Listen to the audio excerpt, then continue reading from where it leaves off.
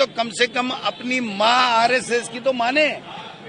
अगर उसकी भी नहीं मानेंगे तो ये बहुत बड़ा पछतावा इनको होगा। यहाँ पर जो प्रदेश में स्थिति बनी हुई है उसको लेकर के युवा जो है सड़कों पर। प्रदेश में भाई साहब नौकरी का झूठा झांसा दिया गया, झूठा वादा किया गया, एक नौकरी निकाली नहीं।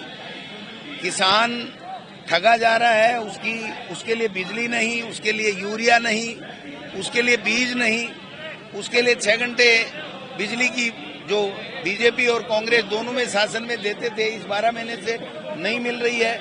जो गेहूं का एमएसपी 2700 रुपये था वो नहीं मिल रहा है। किसान सम्मान निधि 12,000 रुपये बताई थी वो नहीं मिल रही है।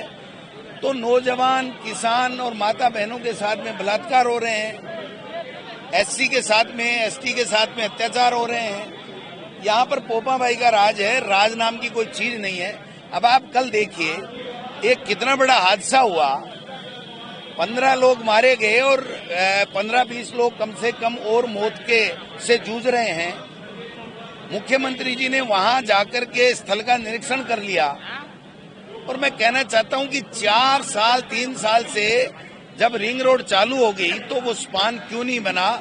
गलत कट लगा करके उससे यूटर्न 10,000 12,000 गाड़ियां रोजाना क्यों करती रही, ये किसकी जिम्मेदारी है। ये तो सुबह 6 बजे 5 बजे हो गया, ये हादसा 9 बजे होता तो कम से कम 1000-1500 लोग मरते। तो मुख्यमंत्री जी को आते ही तत्काल एनएचआई के अधिकारियों ठेकेदार के खिलाफ, जिम्मेदारों के खिलाफ, ये जो 3 साल से गफलत चल रही थी उसके खिलाफ मुकदमा दर्ज करना चाहिए था और इन मृतकों को कम से कम 50-50 लाख रुपए इनके बच्चों को नौकरियां देने का ऐलान करना चाहिए था। घूम के आ गए तो घूम के आने से क्या होगा साहब, जिनकी मौत हो गई, जिनके घर बर्बाद हो गए, ऐसा हादसा हमने तो हमारी लाइफ में, मैं 60 साल का हो गया, नहीं देखा।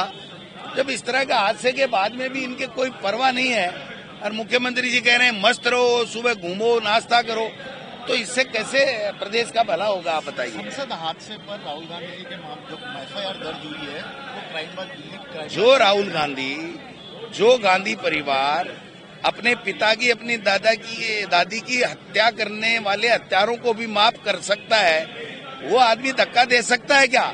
और अब तक ये सीसीटीवी फुटेज क्यों नहीं जारी कर रहे हैं। ये केवल अडानी वाले मुद्दे का ध्यान डाइवर्ट करना चाहते थे। जो अमित शाह जी ने अपमान किया बाबा साहब भीमराव अम्बेडकर का, उससे ध्यान डाइवर्ट करना चाहते थे। जो धनखड़ साहब के खिलाफ जो महाभियोग चलाने का, हटाने का जो नोटिस था, उससे ध्यान हटाना चाहते थे।